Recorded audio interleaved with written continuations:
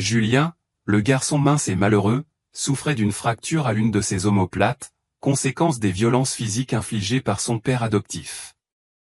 Sur le point de fêter ses 24 ans, il marchait lentement vers la gare, à environ 500 mètres de là. Pourtant, les jardins négligés devant les maisons du quartier du village créaient une sensation d'angoisse et d'effroi. Dans les fourrés denses entre les arbres, s'accumulaient des tas d'ordures, sur l'herbe sèche où n'importe qui pouvait se cacher. Il y avait ici de nombreux bâtiments abandonnés. Sur son autre épaule frêle, Julien portait un énorme sac à dos de voyage contenant toutes ses affaires. Il était vraiment immense, d'une capacité d'au moins 100 litres, renfermant tout ce qu'il avait pu accumuler en 24 ans de vie. La nuit devenait encore plus sombre alors que les nuages recouvraient le ciel. Le billet de train qui devait le mener hors de cet endroit maudit était prévu pour 23h21, heure locale, soit dans 2 heures, et selon les prévisions météorologiques, une tempête violente, accompagnée d'éclairs et peut-être même de grêle, était annoncée pour 23h16. Julien espérait trouver un abri à la gare, bien qu'il se souvenait que celle-ci était dans un état de délabrement avancé. Un simple toit ou une cabane serait déjà un luxe. Son sac lourd glissait sans cesse sur sa veste d'automne, manquant de tomber au sol à un moment donné. Mais Julien le rattrapa à temps. En se penchant brusquement, une douleur aiguë lui traversa le dos, mais il serra les dents et attendit quelques secondes, le temps que la douleur s'atténue, avant de poursuivre son chemin vers la gare. Le billet de train se trouvait dans la poche de sa veste, avec ses papiers et un peu d'argent, suffisant pour s'acheter quelque chose à manger. La situation qu'il vivait aurait touché même les cœurs les plus durs, ceux qui ne montrent jamais ni compassion, ni empathie. Même les êtres incapables de telles émotions auraient ressenti un malaise au creux de l'estomac, ou peut-être un frisson glacial le long de leur colonne vertébrale s'ils savaient ce que ce pauvre garçon avait traversé pour fuir cette ville. Mais il ne renonçait pas. Depuis son enfance, ses parents biologiques morts depuis longtemps lui avaient appris à faire face à toutes les épreuves de la vie avec résilience. Il lui avait dit que renoncer n'était pas une option, peu importe combien il serait fatigué ou seul. Il devait avancer, et même s'il tombait, il devait se relever tant qu'il lui restait de la force. Julien avait toujours gardé ces paroles au fond de lui, bien qu'il n'ait pas encore vécu beaucoup d'années. À sa droite, on entendait le bruit des roues sur les rails, les sons d'un train qu'il avait rêvé de prendre depuis longtemps se rapprochaient enfin. Il ne put s'empêcher de sourire en s'imaginant assis dans le train, s'éloignant de cet endroit, regardant par la fenêtre et écoutant une playlist de chansons tristes dans ses écouteurs blancs bon marché, qui tombaient sans cesse de ses oreilles. Cette scène représentait pour lui un bonheur pur à cet instant. Bien sûr, le jeune homme en haillons ne pouvait s'empêcher de penser à ce qui l'attendait ensuite. Selon son plan, le prochain chapitre de sa vie commencerait loin de ses odieux parents adoptifs, les Colonnes, qu'il haïssait profondément. Tout ce qu'il avait vécu ces dernières années s'effacerait peu à peu de sa mémoire, laissant place à de nouvelles expériences. Et si quelqu'un lui demandait un jour de parler de son passé, il ferait une pause, sourirait légèrement et dirait qu'il ne s'en souvenait plus. Il espérait vraiment ne plus s'en souvenir.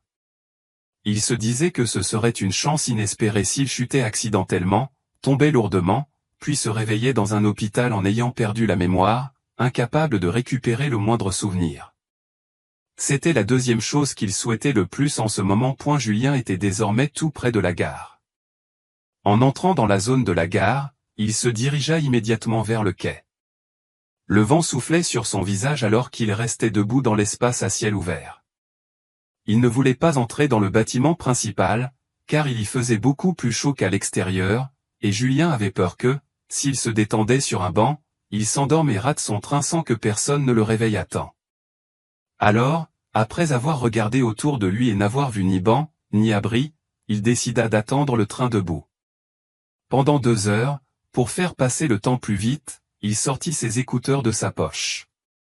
Il avait hésité à les utiliser jusqu'à présent car il se trouvait dans une zone peu sûre et avait besoin d'entendre chaque bruit pour se sentir en sécurité. Il les brancha à son téléphone et lança une playlist aléatoire. Ces derniers temps, il avait été attiré par la musique triste, et ses listes de lecture récentes n'étaient composées que de morceaux mélancoliques. Debout sur le quai, et bien qu'il ait le visage fermé, Julien appréciait le vent froid de l'automne qui soufflait sur son visage, sans se rendre compte du temps qui passait. Une chanson qu'il n'aimait pas commença à jouer et il n'aimait pas cet artiste. Il sortit donc son téléphone pour changer de morceau, et vit qu'il était déjà presque 23h16. En levant les yeux vers le ciel, il constata que les nuages s'étaient densément amassés au-dessus de la gare, si bas qu'on aurait dit que la pluie allait tout emporter, ne laissant qu'un vide à la place de cette vieille station délabrée. Regardant autour de lui, Julien ne vit toujours aucun abri ou auvent. Il décida alors d'entrer dans le bâtiment principal, espérant y trouver quelques personnes, car il n'y avait personne sur le quai. Le silence et le vide, avec un jeune homme mince au milieu de tout cela, étaient oppressants. Mais sa volonté de vivre était si forte qu'il était prêt à quitter la ville où il avait toujours vécu pour recommencer ailleurs. Cependant, à l'intérieur de la gare, il n'y avait également personne à l'exception d'un guichetier solitaire, assis dans une petite pièce visible seulement à travers une vitre protégée par de vieilles barres rouillées. En silence, ce dernier remplissait une grille de mots croisés. Julien jeta un coup d'œil autour de lui et réalisa qu'il était seul. Il s'approcha discrètement du premier banc qu'il aperçut. Ses pas résonnaient dans le hall, attirant l'attention du guichetier. « Où vas-tu » demanda celui-ci à travers une petite fente dans la vitre, en ajustant ses grosses lunettes. « Tu es là pour acheter un billet ?»« J'ai déjà acheté mon billet il y a quelques jours, » répondit Julien. « Mon train arrive dans une dizaine de minutes. » Le guichetier parut surpris. Il s'approcha de la vitre, posa sa main sur le rebord et observa Julien avec curiosité. Puis, avec un sourire en coin, il dit « Intéressant, garçon. Tu es sûr de ne pas t'être trompé ? Peut-être que tu as acheté un billet pour un autre train et que tu t'es confondu. »« Pourquoi pensez-vous cela » demanda Julien, en ouvrant rapidement sa veste pour en sortir le billet, voulant simplement confirmer qu'il allait bien dans la bonne direction. « Tu vois, tu es le seul ici. »« Le seul à prendre ce train, » dit le guichetier en plissant les yeux. « Personne d'autre n'a acheté de billet. »« Tu aimes voyager seul ?» La curiosité devenait pesante.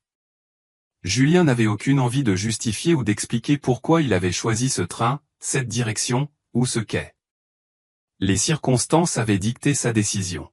« J'ai juste envie d'arriver à destination », répondit-il, encore assez calme, bien qu'une légère irritation se fasse entendre dans sa voix. « Quant à savoir pourquoi personne d'autre ne va là-bas. Je n'en sais rien. » Le guichetier hocha la tête, puis retourna à son activité, laissant échapper un petit rire sarcastique. Il sortit son téléphone pour. Il vérifia l'heure une fois de plus, il était 23h16.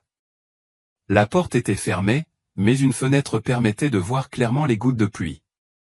Pourtant, l'orage n'avait pas encore commencé. Même ici, ils mentent, pensa-t-il en ouvrant les prévisions météo en ligne. Mais avant même d'avoir pu taper sa recherche, il entendit à nouveau le bruit d'un train approchant. Les roues crissaient sur les rails.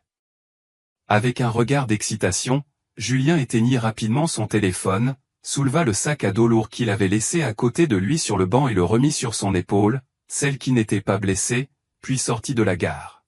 « Bon voyage » lança l'agent au guichet, comme un adieu.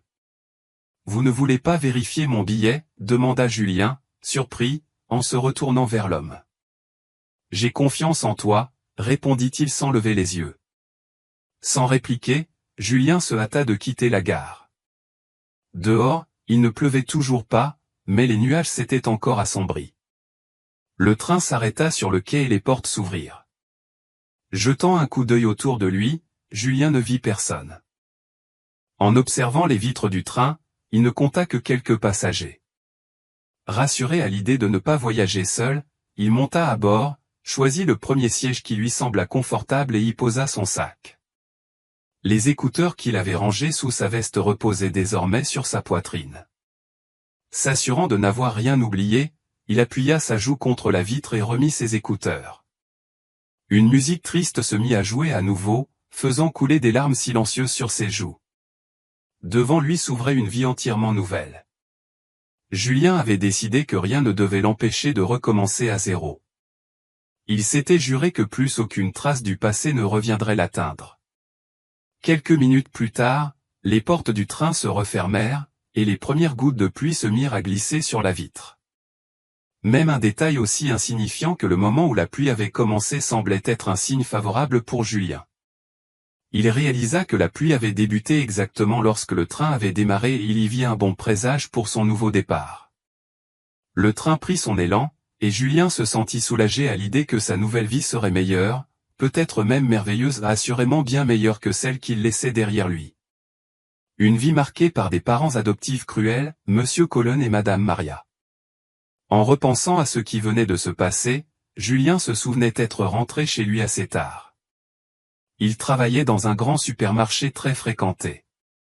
En rentrant le soir, il était souvent déjà minuit passé. Ce soir-là, il ne pouvait penser qu'à une chose, est-ce que Monsieur Colonne et Madame Maria dormaient déjà? Si c'était le cas, il n'y aurait rien à craindre. Mais si l'un des deux était encore éveillé, il risquait de devoir affronter une violente confrontation. Monsieur Colonne était le genre d'homme qui gardait toute sa colère en lui jusqu'à ce que Julien rentre. En approchant de la maison, Julien vit que la lumière de la cuisine était encore allumée. Il soupira profondément, tentant de rassembler la force et la patience nécessaires pour affronter une fois de plus ce cauchemar déguisé en famille. Ce qui aurait dû le soutenir et l'empêcher de sombrer émotionnellement, le poussait en réalité dans un gouffre de dépression, de stress constant, de crises nerveuses et de tourments. En ouvrant la porte et en entrant dans la cour, Julien jeta un regard vers la niche du chien, près de l'entrée de la maison. Une vieille cabane construite par Monsieur Colonne il y a quelques années avec des planches humides. Malheureusement pour Gus, il avait fini par s'y installer, ce qui rendait Julien très triste pour lui. Gus était allongé dans sa niche, posant sa tête sale sur ses pattes, l'air désespéré. Mais dans ses yeux brillait toujours une lueur d'espoir chaque fois que il voyait Julien. Le garçon se sentait honteux de ne pas pouvoir aider le pauvre animal, et encore moins de pouvoir s'aider lui-même. En refermant la porte du patio, Julien tenta de rassembler tout son courage pour entrer dans la maison. Le moment où sa colère refoulée allait enfin éclater approchait. Peu importait combien il essayait de lutter contre sa nature docile et de se convaincre qu'il devait se défendre, il n'arrivait pas à affronter la peur dans des moments comme celui-là. Même la voix de son père, tel un ange gardien murmurant à son oreille, ne lui apportait aucun réconfort. La leçon essentielle que son père lui avait toujours répétée est qu'importe à quel point les choses tournent mal ou à quel point on se sent désespéré, il faut se relever et avancer ne lui servait à rien à cet instant. Madame Maria sortit de la pièce avec un air sombre, et Julien sentit le regard perçant et haineux qu'elle lui lança. Un regard qui semblait fouiller chaque recoin de son âme pour le détruire complètement. « Il n'y a pas assez de travail ici pour que tu rentres aussi tard, dit-elle d'un ton de mépris et de moquerie. Je devais attendre la relève. Je ne pouvais pas quitter le supermarché avant l'arrivée de mon remplaçant, répondit le garçon d'une voix douce. Comme toujours, après chacune de ces réponses, venait un coup de poing de Monsieur Colonne en plein visage. Julien ne pouvait que baisser la tête et se couvrir le visage de douleur, car il savait que, même s'il ne répondait pas à ces gens cruels, il recevrait quand même des coups. Et les coups après une réponse étaient moins violents que ceux qu'on recevait dans le silence. Hier, tu ne m'as donné que quelques billets, sale morveux. Où est l'argent d'aujourd'hui? Hurla Monsieur Colonne. Julien rassembla enfin assez de courage pour lever les yeux et affronter le regard de ses bourreaux. À la table, un homme à moitié nu, les yeux gonflés et cernés par des années de vie malsaine. À ses côtés, sa femme, assise sur un tabouret sans dossier, en robe de chambre, comme si elle voulait le réduire en miettes. Et puis, il y avait l'obscurité. Une obscurité totale, terrifiante, sans issue. Mais il y avait une chance d'y échapper, et Julien l'avait saisi. Il ouvrit les yeux. C'était ce rêve familier qui le tourmentait si souvent. Cette scène misérable qu'il espérait ne jamais revoir s'était imposée à lui alors qu'il s'endormait dans le train. La musique triste résonnait toujours dans ses écouteurs et, dehors, la nuit était aussi noire qu'à l'intérieur du wagon. Mais il ne pleuvait plus. Julien se frotta les yeux, encore somnole, regardant autour de lui dans le wagon obscur. Au début, il ne vit rien, mais il espérait que le train ait déjà parcouru une bonne distance, et qu'il y ait au moins quelques passagers avec lui. Mais non. Le wagon était complètement vide. Il semblait que le train s'était arrêté à une station, mais le nombre de passagers avait diminué au lieu d'augmenter. Il aurait pu tenter de changer de wagon, mais Julien décida qu'il serait bien là où il était. Il n'y avait pas de contrôleur, donc il pouvait circuler librement entre les wagons. Avec un peu de tristesse, Julien jeta un dernier regard vers l'obscurité sans fin qui s'étendait entre les rangées d'arbres du couloir forestier que le train traversait à ce moment-là. Peut-être n'était-ce pas qu'un couloir, mais toute une forêt. C'était réel, et quelque part, au fond de lui, Julien savait qu'il pourrait y avoir des animaux sauvages, des renards, des ours, des loups prêts à le déchiqueter s'il restait seul dans la nature. Pourtant, il se dit que même être dévoré par des bêtes sauvages serait peut-être préférable à la vie qu'il menait avant de monter dans le train. Il n'y avait ni lampadaire, ni infrastructure, ni signe de vie au-delà de la fenêtre. Tout semblait aussi vide que l'âme de Julien. Il sortit son téléphone pour vérifier l'heure, il restait encore 6 heures avant d'arriver à destination. Épuisé, il posa sa tête contre la vitre et regarda à travers les rangées d'arbres avant de sombrer à nouveau dans le sommeil. Par miracle, il se réveilla juste au moment où le train arrivait à la gare où il devait descendre. Il sortit du train et se retrouva dans une gare animée, bien plus fréquentée que le village natal qu'il avait quitté. Pour la première fois depuis longtemps, il sentit qu'il n'était plus seul. Il n'y avait plus d'employés désagréables pour lui dire qu'il avait acheté le mauvais billet, ni de regards intrusifs. En observant autour de lui, il se rendit compte que son sac à dos glissait de son épaule. La matière glissante de sa veste empêchait la sangle de rester en place, alors il dut le retenir par le dessous avec sa main. Mais absorbé par toutes ces nouvelles sensations, Julien avait complètement oublié ce détail. Il réussit tout juste à attraper son sac au moment précis où il allait tomber sur le sol en asphalte. Une fois encore, il dut se pencher brusquement, et cette fois, cela lui provoqua une vive douleur à l'épaule cassée. Lorsqu'il se redressa, Julien vit immédiatement devant lui un homme à la peau mate, apparu de nulle part, vêtu de vêtements de laine aux couleurs étranges. L'homme semblait jeune, la quarantaine peut-être, mais malgré ses yeux et lèvres encore juvéniles, son visage ridé dégageait une impression d'expérience. Au début, Julien ne comprit pas ce qui se passait. L'homme le regardait sans expression, ou plutôt avec curiosité, comme s'il tentait de lire dans son âme. Après quelques secondes, son visage afficha une forme de peur, voire d'effroi. « Pourquoi es-tu venu ici ?» demanda-t-il. « De qui fuis-tu » Surpris, Julien répondit. « De quoi parles-tu » ? « De qui est-ce que je fuis ?»« Je vois que tu n'es pas venu ici par hasard, » dit l'homme. « Je vois que tu as peur de la vie dont tu t'échappes. » Julien resta silencieux, incapable de trouver les mots pour exprimer ce qu'il ressentait à cet instant. Il n'avait jamais cru au mysticisme, à la divination, ou à quoi que ce soit de ce genre. Pourtant, il ne pouvait pas simplement faire demi-tour et ignorer cette situation. Il voulait suivre cet homme à la peau mate. « J'ai peur », admit Julien. Et ce n'est qu'à ce moment-là qu'il se rendit compte qu'il avait dit cela presque automatiquement, sans réfléchir. Cette prise de conscience lui fit un peu peur, mais cette peur s'estompa aussitôt que l'homme recommença à parler. « N'aie pas peur », dit-il en regardant Julien comme s'il voyait au plus profond de son âme. « La vie que tu as laissée derrière toi ne reviendra jamais. Ou plutôt, elle essaiera de revenir, mais tu ne le permettras pas. Ta vie, telle que tu la désires, recommence maintenant. Les étoiles et le ciel te guident vers le bonheur que tu mérites réellement. Ton destin est entre les mains de forces mystiques qui empêcheront le retour de l'enfer que tu as enduré. Tu es revenu chez toi, Julien. » Julien, le visage totalement confus et un peu inquiet, se demanda comment cet homme connaissait son nom. Avait-il pu deviner quelque chose de son destin rien qu'en le regardant ? Il avait entendu dire qu'on pouvait lire l'avenir dans les lignes de la main, mais jamais qu'on pouvait le deviner simplement à l'œil nu. Cet homme possédait clairement un pouvoir surnaturel que Julien ne comprenait pas. L'étrange personnage fit ensuite un pas en arrière, hocha lentement la tête avec assurance, puis se retourna et disparut dans la foule. Julien resta figé, incapable de comprendre ou de digérer ce qui venait de se passer. Il ne pouvait presque plus bouger, ses membres engourdis. Il ne faisait que cligner des yeux. Il ne retrouva le contrôle de son corps qu'un moment après que le devin eut disparu de sa vue. Cet échange laissa Julien dans un état de confusion profonde. Essayant de chasser ses pensées, il se remit à marcher à la recherche d'un endroit où loger. La maison est petite, comme vous pouvez le voir, assez petite, et elle nécessite bien sûr de grosses rénovations. Mais malheureusement, nous ne pouvons pas les entreprendre.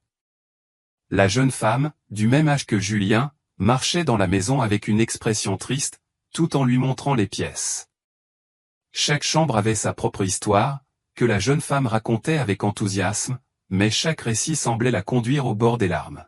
« Pourquoi avez-vous décidé de la vendre » demanda Julien, tout en observant le papier peint qui se décollait dans le salon.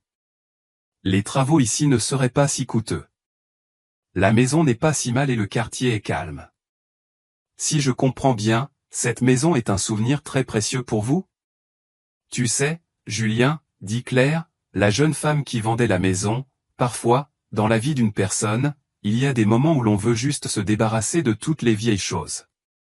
On veut entrer dans une nouvelle vie, avec un nouveau souffle, et laisser complètement derrière soi les souvenirs du passé. Bien sûr que cette maison est un souvenir précieux pour moi. J'y suis né et j'y ai passé la majeure partie de ma vie. Mais ces souvenirs ne me permettent pas d'avancer. Je veux aller de l'avant, faire quelque chose de différent. Mais tout ce que je peux faire maintenant, c'est revenir ici, relire mes journaux d'enfance et me souvenir du temps où mes parents étaient encore vivants. Il me manque terriblement. Je sens que j'ai besoin d'avancer. Peut-être que s'ils étaient encore en vie, ils voudraient que je le fasse. Dans chaque mot de Claire, Julien retrouvait un écho de sa propre histoire. C'était comme si deux vieux amis se retrouvaient après de longues années et commençaient à partager leur vie, découvrant avec surprise les similitudes frappantes entre leurs parcours. « Je comprends » acquiesça Julien. « Je comprends parfaitement. Mais pourquoi la vends-tu si bon marché ? Laisser derrière soi les souvenirs est toujours difficile, tu sais. Les souvenirs ne sont pas faits pour être exploités, ce sont des choses qu'on finit tôt ou tard par oublier, en ne gardant que les moments particulièrement agréables à l'esprit. De toute façon, même si j'avais fixé un prix plus élevé pour cette maison, je doute que quelqu'un ait été intéressé. La transaction fut conclue le jour même. Dans un sac soigneusement rangé se trouvait une somme d'argent considérable, suffisante pour acheter une petite maison. C'est cet argent que Julien utilisa pour acquérir une nouvelle maison, qu'elle comptait décorer entièrement à son goût. Elle l'avait économisé pendant de nombreuses années. Parfois, elle avait dû mentir à ses cruels parents adoptifs sur son véritable salaire. Elle ne savait pas exactement pourquoi elle avait économisé autant, peut-être était-ce une habitude inculquée par son père défunt lorsqu'elle était enfant. Depuis ce temps-là, elle avait toujours suivi scrupuleusement les principes de vie de son père. Elle avait toujours admiré la manière dont il préparait sa vie avec soin, et comment il l'avait préparée elle aussi. On pourrait dire qu'elle avait épargné pour les jours de pluie et ce jour de pluie, comme prévu, était enfin arrivé. Toutes les formalités légales pour le transfert de propriété prirent encore quelques semaines. Reconnaissante pour le service rendu, Claire fit ses adieux à Julien et lui demanda de prendre soin de la maison. Claire ne doutait pas que la nouvelle propriétaire honorerait sa demande, car elle avait trouvé en Julien une part de son âme sœur. De temps en temps, elle restait en contact pour se donner des nouvelles. Julien s'installa rapidement dans sa nouvelle maison, située dans une zone isolée hors de la ville, dans un petit village. Cependant, l'endroit avait tout ce qu'il fallait pour une vie confortable, nature, tranquillité et paix, de ce dont Julien avait rêvé pendant tant d'années. Peu à peu, elle prit ses repères dans sa nouvelle demeure. La petite maison était vraiment modeste mais très chaleureuse. La décoration était ancienne, rien de remarquable. Les meubles, tout aussi vieux y compris un lit superposé en bois, occupaient l'espace et s'harmonisaient bien avec d'autres éléments anciens comme des tapis persans, certains accrochés au mur. La seule chose qui dérangeait un peu Julien, c'était le papier peint du salon qui commençait à se décoller du plafond jusqu'au sol, révélant derrière lui quelques journaux jaunis. En nettoyant le salon, Julien ne put s'empêcher de remarquer cela. Elle grimpa sur le canapé et tenta de lire ce qui était écrit, mais ne réussit à déchiffrer aucun mot. Elle décida d'y revenir plus tard. Juste au moment où elle s'apprêtait à descendre, elle aperçut quelque chose ressemblant à un morceau de papier collé derrière le papier peint. Avec un peu d'effort, Julien parvint à l'extraire. C'étaient 2 feuilles de papier format A4, pliées en 4. L'une était manuscrite, et Julien remarqua immédiatement que l'écriture était très petite, même si elle n'avait pas encore eu l'occasion d'examiner le contenu en détail. L'autre feuille, imprimée et magnifiquement décorée, attira davantage son attention. Serait-ce un testament, se demanda-t-elle en lisant les grandes lettres inscrites sur le papier joliment orné. La confirmation ne tarda pas, il s'agissait bien d'un testament, rédigé de manière officielle. Julien porta alors son intérêt sur la 2e feuille, celle écrite à la main. Toute la page était remplie d'une écriture minuscule mais lisible. Elle s'assit confortablement sur le canapé et commença à lire ce qui y était écrit. « Chère Claire, je sais qu'un jour tu tomberas sur cette lettre. Peut-être après que maman et papa soient partis, peut-être en décidant de rénover la maison et que tu découvriras ce papier par hasard. Ou peut-être que ce sera ton homme qui le trouvera pour toi. Je ne peux pas prédire les circonstances dans lesquelles cette lettre te parviendra, mais je suis certaine que, tôt ou tard, tu la liras. Je ne peux pas te dire la date exacte à laquelle papa et moi partirons. Peut-être mourrons-nous le même jour, comme dans une pièce de théâtre ou un film romantique, ou peut-être le destin nous séparera autrement. Je suis désolé de ne pas pouvoir le savoir à l'avance. Mais ce que je sais avec certitude, c'est qu'après notre mort, tu pourras peut-être être un peu plus heureux si tu trouves ce testament. Ce que ce testament t'apportera, c'est quelque chose que tu n'as jamais vu, quelque chose que tu n'as jamais su, et que tu ne devrais pas savoir. Même si, maman et moi, nous avons passé notre vie à t'élever comme une jeune fille consciencieuse, avec un fort sens des responsabilités, nous ne pouvions pas prévoir ce que tu aurais fait si tu avais su l'existence de ce testament trop tôt. Comme on dit, l'argent corrompt les gens. Et de grandes sommes d'argent transforment les gens en bêtes sauvages. L'argent que nous souhaitons te laisser, nous l'avons économisé tout au long de notre vie. Tu te souviens que maman et papa t'ont toujours dit d'économiser pour les jours difficiles? Eh bien, nous avons suivi ce conseil. Nous avons mis de côté une somme d'argent qui, probablement, te permettra de vivre confortablement jusqu'à la fin de tes jours. Oui, Claire, nous avons mené une vie presque dans la pauvreté, mais jamais maman et papa n'ont perdu l'espoir que les choses finiraient par s'arranger. Nous avons été criblés de dettes envers la banque, menacés par des hommes grands et violents, mais nous avons tenu bon. Nous avons tenu bon parce que nous avons toujours cru que tu avais devant toi une vie riche et heureuse. Maman et papa sont vieux et malades. Toutes nos espérances reposent désormais sur toi, Claire. Nous croyons que tu ne déshonoreras pas ta famille. Peut-être que cet argent t'aidera à lancer ce projet auquel tu as tant pensé. Ce serait merveilleux si ce projet réussissait et que tu réalisais tes rêves. J'écris cette lettre le jour de ta remise de diplôme du lycée. J'ai encore du mal à croire que le temps soit passé si vite. Chaque matin où tu allais à l'école, depuis ton tout premier jour en CP jusqu'au dernier, je m'inquiétais pour toi. Je craignais que tu n'obtiennes de mauvaises notes, que ton moral en souffre, que tu sois harcelé et incapable de te défendre. Je redoutais qu'il ne t'arrive quelque chose de grave, quelque chose que ni moi ni ta grand-mère n'aurions pu supporter. Mais maintenant, tout va bien. Tu es devenue une adulte, une jeune femme consciente qui entre dans la vie.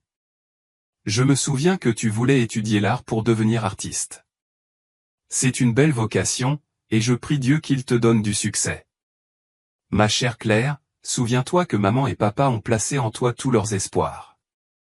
J'espère sincèrement que même si tu ne peux pas répondre à toutes nos attentes, tu connaîtras tout de même le bonheur. Après tout, le bonheur est propre à chacun, et ni maman ni papa n'ont le droit de décider ce que tu dois désirer. Maman et papa ne savent pas combien exactement nous avons économisé, pas avant de partir, mais même aujourd'hui, cette somme est déjà suffisante pour que tu vives confortablement presque toute ta vie. Oui, nous aurions pu construire un manoir luxueux, mais nous avons choisi de tout te léguer. Nous savons tous deux que tu as la tête sur les épaules et que tu sauras accomplir quelque chose de vraiment important dans cette vie, pas seulement posséder des maisons somptueuses ou des voitures chères pour impressionner les autres. Maman et moi espérons vraiment que, même si tu ne deviens pas une grande personne aux yeux de tous, tu le sois au moins à nos yeux. Ne nous déçois pas, Claire. Maman et papa ont confiance en toi. Quand tu liras cette lettre, cela signifiera aussi que nos vies seront terminées, et que nous ne pourrons plus te voir chaque jour, ni veiller sur toi. Nous espérons qu'un homme bon t'aimera profondément, même lorsque tu seras malade, lorsque tu paraîtras moins belle, lorsque tu seras triste ou abattu. Qu'il soit prêt à rester à tes côtés, à te tenir la main, et à affronter avec toi tous les défis de la vie. Après avoir lu cette lettre bouleversante, Julien sentit un frisson lui parcourir l'échine. Des larmes s'accumulèrent au coin de ses cils, prêtes à rouler sur ses joues. La lettre laissée par la mère du propriétaire de la maison éveilla en lui des émotions qu'il n'avait pas ressenties depuis longtemps. La dernière fois qu'il avait éprouvé cela, c'était juste après la mort de ses propres parents, en se remémorant les moments heureux passés avec eux. Il se souvint de son enfance, notamment des jeux avec son père, et de la manière dont sa mère préparait de délicieux plats pour lui. En retournant la feuille, il vit qu'il y avait encore quelques mots écrits au dos, mais le texte était beaucoup plus court, à peine une ligne et demie. Avec la même petite écriture que sur la page principale, après avoir lu ce qui y était inscrit, elle découvrit l'endroit où les parents décédés de Claire avaient caché une grande somme d'argent. Selon eux, cet argent était destiné à assurer la stabilité financière de Claire et à lui garantir une vieillesse confortable. Il s'agissait d'un ancien entrepôt situé à seulement une vingtaine de mètres de la maison, si bien que s'y rendre ne poserait aucun problème.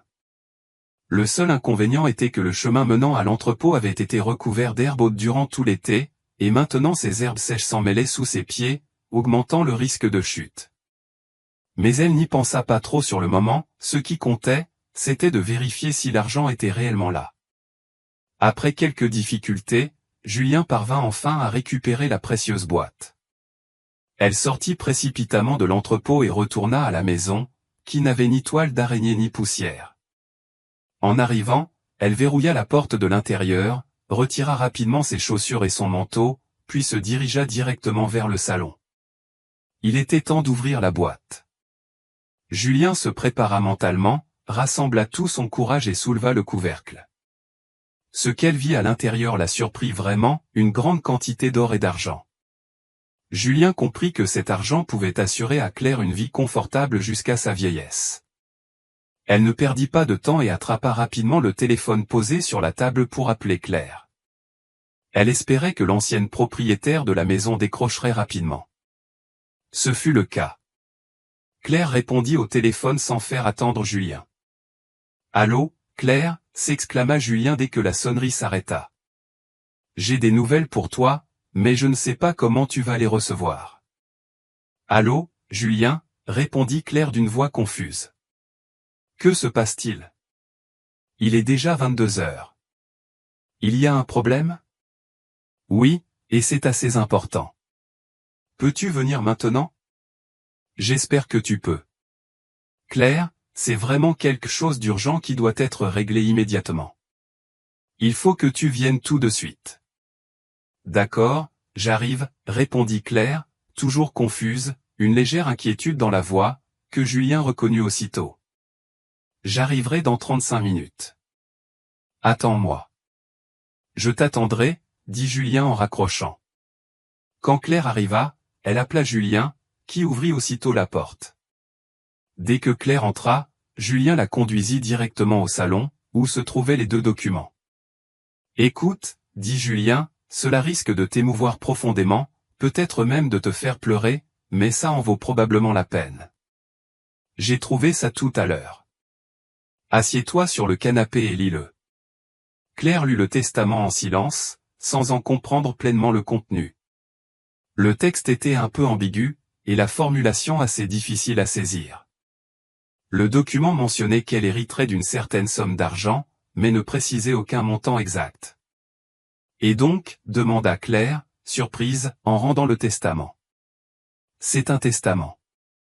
D'après ce que je comprends, la maison t'a été transmise par ce document. » « Oui, Mais il n'est fait aucune mention d'argent, continua Julien.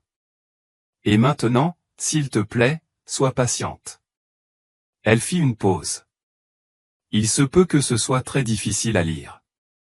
Moi-même, j'ai été ému jusqu'aux larmes, alors que je n'ai rien à voir avec ta situation. Il est donc possible que tu sois bouleversé. Si tu as besoin d'eau ou de quoi que ce soit pour te calmer, dis-le-moi. Claire prit avec précaution la feuille écrite à la main et commença à la lire attentivement. Il lui fallut environ 10 minutes pour tout lire. Mais ce n'est qu'après quelques instants qu'elle se mit à pleurer. Claire portait du maquillage, et ses larmes firent couler le mascara le long de ses joues. Lorsqu'elle eut terminé la lecture de la lettre, elle leva immédiatement les yeux vers Julien. Claire se leva du canapé et s'approcha de la fenêtre, s'appuyant sur l'appui, regardant en silence le jardin plongé dans l'obscurité. « Veux-tu que je t'apporte un peu d'eau » demanda Julien, inquiète. « Si tu as besoin de quelque chose, dis-le-moi. »« Claire, tout cela a commencé à cause de moi et si ce n'avait pas été pour moi, tu n'aurais jamais rien su de tout cela et tu ne te sentirais pas aussi angoissée. »« Je vais bien, » répondit Claire en tentant de contenir sa tristesse. « Alors, qu'en est-il de l'argent ? Tu n'as pas lu le dos de la lettre ? Il y est question de l'endroit où l'argent avait été caché. J'y suis allé et j'ai trouvé la boîte. Je te jure que je n'ai rien pris. Tu pourras le vérifier, elle est pleine de poussière. » Julien emmena Claire à l'endroit où les parents avaient laissé l'argent. En le voyant, Claire fut submergée par l'émotion. Elle se jeta dans les bras de Julien et éclata en sanglots, ce qui mit un peu mal à l'aise Julien, bien qu'il fût profondément compatissant envers elle. Dans un élan de profonde gratitude, Claire partagea une grande partie de l'argent avec Julien. Mais ce dernier refusa catégoriquement.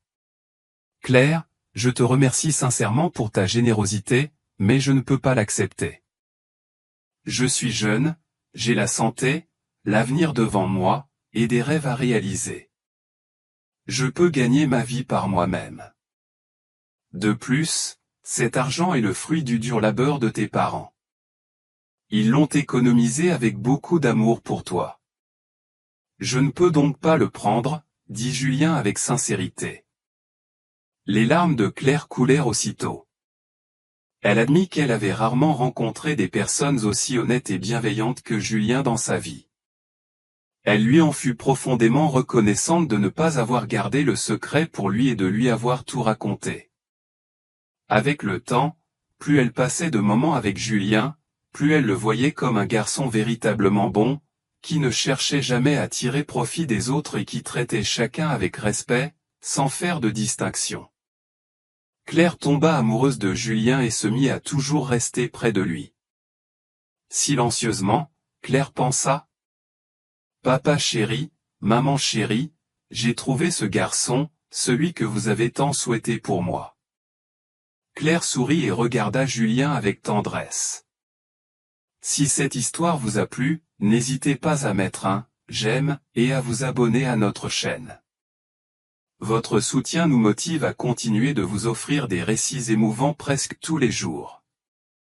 Nous vous en sommes profondément reconnaissants. À très bientôt.